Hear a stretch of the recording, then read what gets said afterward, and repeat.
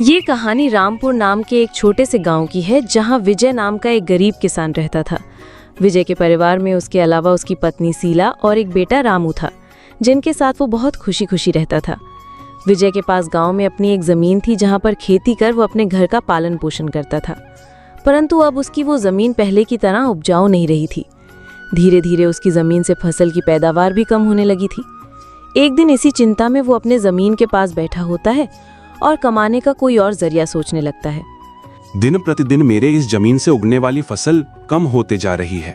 लगता है मुझे अब कोई दूसरी जमीन लेकर काम करना होगा, या तो कोई और जरिया ढूंढना होगा कमाने का। पर अब मैं इस जमीन के भरोसे नहीं रह सकता हूँ। चलो एक बार चल के शीला से राय लेकर देखता हूँ, वो क्या कहती है इस बारे में। विजय तुरंत खेत से अपने घर की तरफ चल पड़ता है। घर पहुंचकर वो सबसे पहले अपनी पत्नी शीला को आवाज लगाता है। शीला, जरा यहाँ आना, तो तुमसे एक जरूरी बात करनी है। विजय की आवाज सुनकर शीला वहां आ जाती है। बोलिए, आपने मुझे बुलाया क्या? हाँ शीला, मुझे तुमसे एक जरूरी विषय पे बात करनी है और तुम्हारी राय जाननी है। हाँ बोलिए, क्या बात है? शीला, तुम तो जानती हो हमारी जमीन अब पहले की तरह इतनी उपजाऊ नहीं रही है, और अगर मैं ज्यादा खाद वगैरह डालने की कोशिश करूंगा तो कहीं उसकी मिट्टी और खराब ना हो जाए। इसलिए सोच रहा हूँ कि कुछ समय के लिए उस जमीन पर खेती करना छोड़ दूं।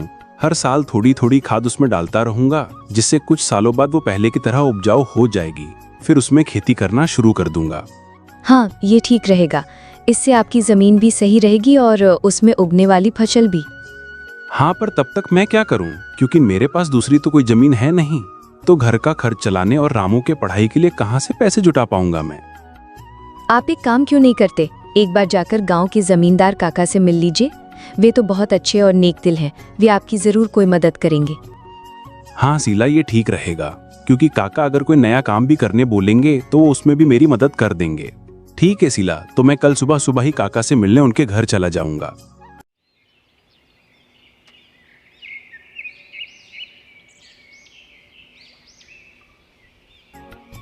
अगली सुबह विजय जमींदार से मिलने उसके घर के लिए चल पड़ता है। जमींदार के घर के बाहर पहुंचकर वो जमींदार को आवाज लगाता है। काका, क्या आप घर पर हो? विजय की आवाज सुनकर जमींदार बाहर आता है।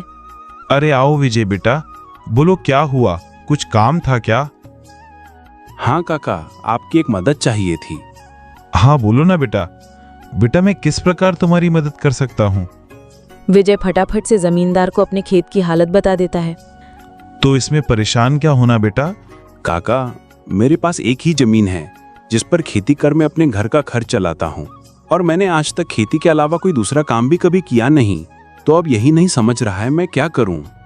बेटा खेती के अलावा दूसरा काम क्यों करना? तुम एक काम करो, मेरे पास गांव के बाहर एक जमीन है, तुम उस पर खेती करो। काका, पर इससे तो आपका नुकसान हो जाएगा। नहीं बेटा, कोई नुकसान नहीं होगा। इसी बहाने तुम मेरी जमीन की देखरेख भी करोगे, क्योंकि अब तो मेरी उम्र भी हो गई है और मेरा बेटा भी शहर में रहता है। तो इससे तुम्हारा भी भला हो जाएगा और मेरी भी थोड़ी जिम्मेदारी कम रहेगी। ठीक है काका, अगर ऐसी बात है तो मैं कल से ही उस खेत पर काम करने चला जाऊंगा। विजय जमींदार को धन्यवाद कहकर वहां से अपने घर के लिए निकल जाता है। विजय अपने घर पहुंचकर अपने पत्नी को सारी बात बता देता है। ये तो बहुत अच्छा है, यानी आपकी सारी चिंता ही खत्म हो गई। हाँ शीला, अब मैं काका के खेत पर बहुत मेहनत करूंगा और कोशिश करूंगा कि एक दो खेत और खरीद लूं, क्योंकि भविष्य में ऐसी समस्या आए तो उसके लिए हम तैयार रहें।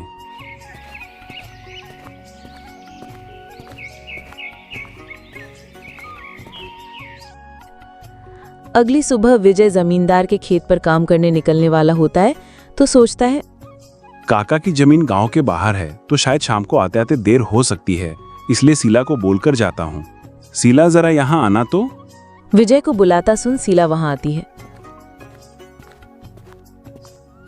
बोलिए, आपने बुलाया मुझे?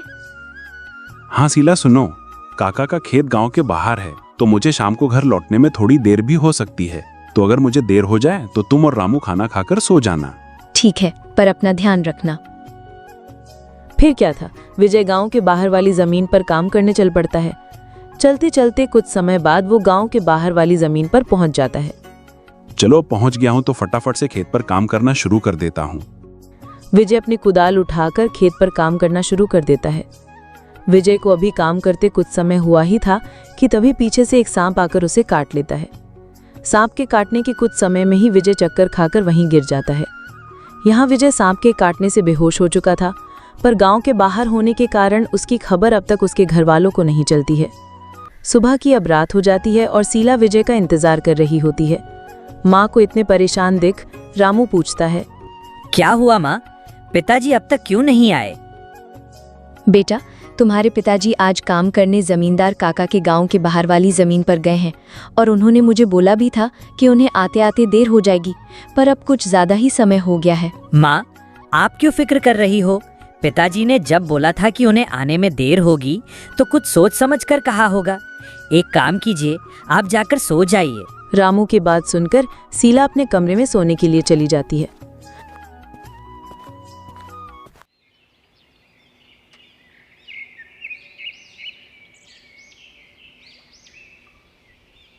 अगली सुबह भी जब शीला देखती है कि विजय अब तक घर नहीं आया है, तो परेशान होकर वो सीधा जमींदार से मिलने उसके घर की ओर चली जाती है।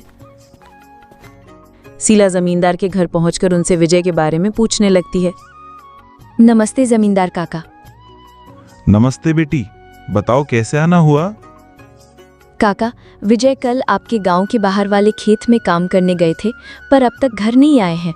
क्या कहा बेटी? विजय कल गया था और अब तक घर नहीं आया?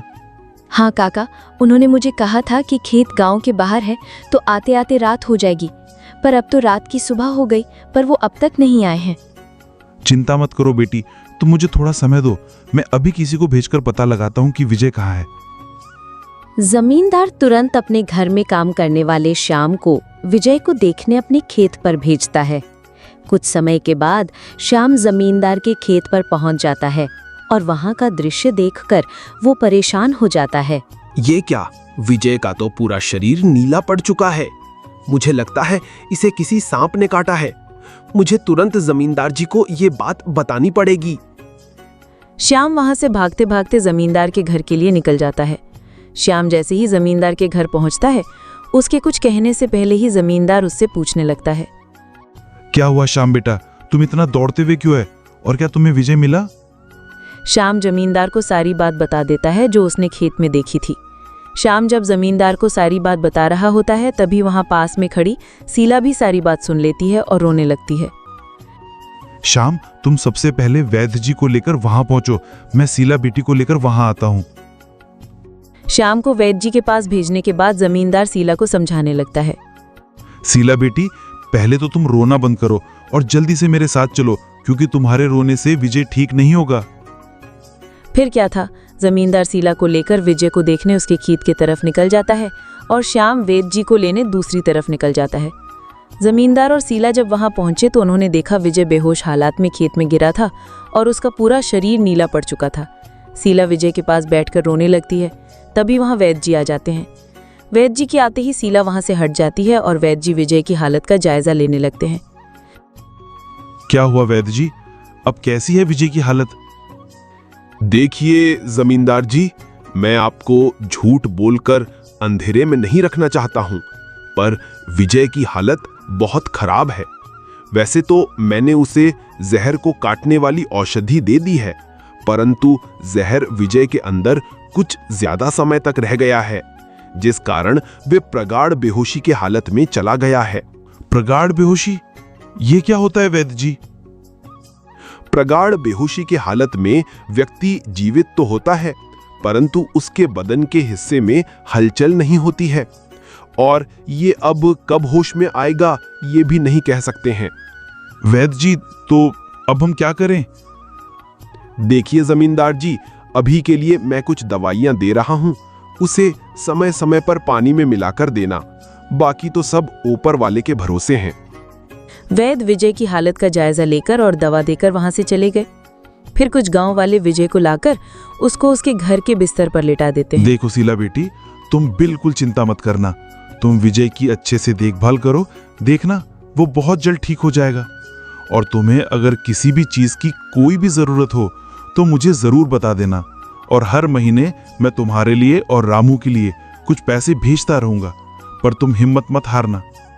आपका बहुत बहुत धन्यवाद काका, आप हम लोगों की बहुत मदद कर रहे हैं। जमींदार फिर वहां से शीला को दिलासा देकर चले जाते हैं।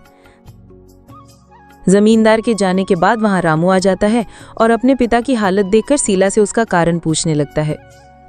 माँ, ये पिताजी को क्या हुआ है?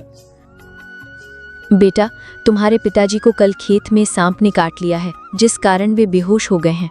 माँ, तो पिताजी होश में कब आएंगे? बेटा, वैद्य जी ने कुछ दवाइयाँ दी है और उन्हें समय समय पर पिलाने कहा है। उन्होंने बोला कि उन दवाइयों से वो बहुत जल्द ठीक हो जाएंगे। पर माँ, पिताजी की ऐसी हालत है तो अब हमारे घर का खर्च कैसे चलेगा? बेटा, तुम उसकी चिंता मत करो, मैं हूं ना, मैं सब संभाल लूंगी। नहीं माँ, आप क्या क्या करोगी? आप पिताजी का ध्यान रखोगी, आप घर संभालोगी, घर का खर्च देखोगी। माँ, आप बस पिताजी का और घर का ध्यान रखो, मैं अब खेत पर काम करके घर का खर्च चलाऊंगा। रामू की ऐसी बातें सुन शीला भावुक हो जाती है। नहीं बेटा, तुमको काम करने की कोई जरूरत नहीं है, मैं सब संभाल लूंगी।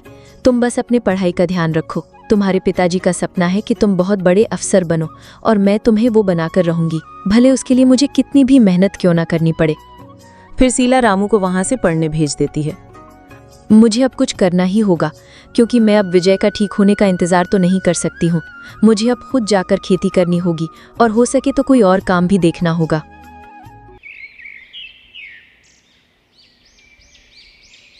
अगली सुबह शीला सीधे जमींदार से मिलने पहुंच जाती है। नमस्ते जमींदार काका। नमस्ते बेटी, बताओ कैसे आना हुआ और विजय की तबीयत अब कैसी है? काका, विजय की तबीयत फिलहाल तो वैसी ही है और मुझे आपकी एक मदद चाहिए थी, इसीलिए मैं आपसे मिलने चली आई। हाँ बोलो ना बेटी, मैं तुम्हारी किस प्रकार मदद कर सकता हूँ? काका, मैं चाहती हूँ कि जो ज़मीन आपने विजय को दी थी काम करने के लिए, आप मुझे उस पर काम करने की इजाज़त दे दीजिए, ताकि मैं उस पर काम करके अपने घर का खर्च और रामू की पढ़ाई करा सकूं। बेटी, पर तुम्हें वहाँ काम करने की कोई ज़रूरत नहीं है, मैं हूँ ना। मैं तुम्हारे घर के लिए जो भी खर्च लगेगा हर महीने भेज दिया करूँगा। नहीं काका, आपने अब तक हमारी बहुत मदद की है, अब आप बस मुझे आपके खेत में काम करने की इजाज़त दे दीजिए। मैं अब खुद काम करके अपना घर चलाऊंगी और रामू को अफसर बनाऊंगी। जमींदार शीला को बहुत समझाने की कोशिश करता है, पर शीला जमींदार की बात मानने तैयार नहीं थी। आखिर में शीला की बातें सुनने के बाद जमींदार सोचने लगता है। मुझे लगता है शीला मेरी बात मानेगी नहीं, पर अगर वो काम करने इतने दूर जाएगी तो वो विजय का ध्यान नहीं रख पाएगी। एक काम करता हूँ, मैं शीला को मेरी गांव के अंदर वाली जमीन पर काम करने के लिए कह देता हूँ, ताकि वो खेतों पर काम भी कर सके और अपने घर का ध्यान भी रख सके। ठीक है शीला बेटी, मैं तुम्हें अपने खेत पर काम करने की इजाजत तो दे सकता हूँ, पर तुम्हें मेरी एक बात माननी होगी। हाँ काका, बोलिए ना। बेटी, तुम्हें मेरे गांव के बाहर वाले खेत पर काम करने की कोई जरूरत नहीं है। मेरे पास तुम्हारे घर के नजदीक भी एक खेत है, तुम वहां काम कर सकती हो, ताकि तुम अपने घर का और विजय का दोनों का ख्याल रख पाओगी। काका, ये तो और भी अच्छा रहेगा, इससे तो मेरी बहुत मदद हो जाएगी। बेटी, पर एक छोटी सी समस्या है, वो खेत बाहर वाले खेत से थोड़ा छोटा है। हाँ तो कोई बात नहीं है काका, वह खेत मेरे घर से नज़दीक है, वही बहुत बड़ी बात है।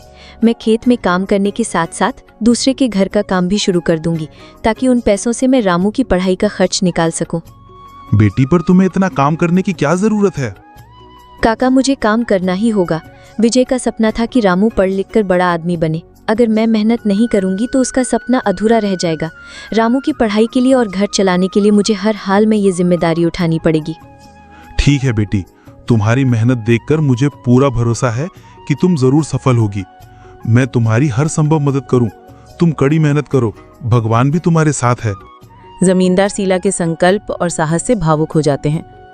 शीला ने जमींदार के गांव के अंदर वाले खेत पर काम करना शुरू कर दिया। वो सुबह खेत पर काम करती और दोपहर के बाद गांव के घरों में सफाई और खाना बनाने जैसे छोटे मोटे काम करने जाती। धीरे धीरे शीला की मेहनत रंग लाने लगी। खेत में अच्छी फसल हुई, जिससे उसका घर चलने लगा, और जो पैसे वो दूसरों के घरों में काम करके कमाती थी वो रामू की पढ़ाई में खर्च करने लगी। बेटा, मैं चाहती हूँ कि तुम मन लगाकर पढ़ाई करो। तुम्हारे पिताजी का सपना है कि तुम अफसर बनो। मैं तुम्हारे लिए हर मुश्किल को पार कर लूंगी। शीला की मेहनत और त्याग से गांव के लोग भी प्रेरणा लेने लगे। उन्होंने देखा कि कैसे एक माँ अब अपने परिवार के लिए हर कठिनाई का सामना कर रही है। इसी बीच विजय की हालत धीरे धीरे सुधरने लगी। वैद्य जी की दवाओं और शीला की देखभाल ने जहर का असर कम कर दिया। एक दिन अचानक विजय को होश आ गया। विजय को होश में आते देख शीला बहुत खुश हो गई। विजय, तुम्हें होश आ गया? भगवान ने मेरी मेहनत और दुआएं सुन ली।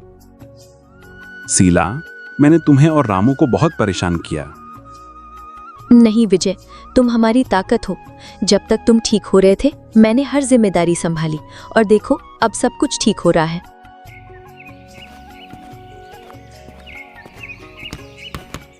विजय धीरे धीरे पूरी तरह ठीक हो गया। उसने शीला की मेहनत और त्याग देखकर प्रण लिया कि अब वो उसके साथ कंधे से कंधा मिलाकर परिवार को आगे बढ़ाएगा। रामू की पढ़ाई भी सफलतापूर्वक चलती रही और कुछ सालों बाद वो एक बड़ा अफसर बन गया।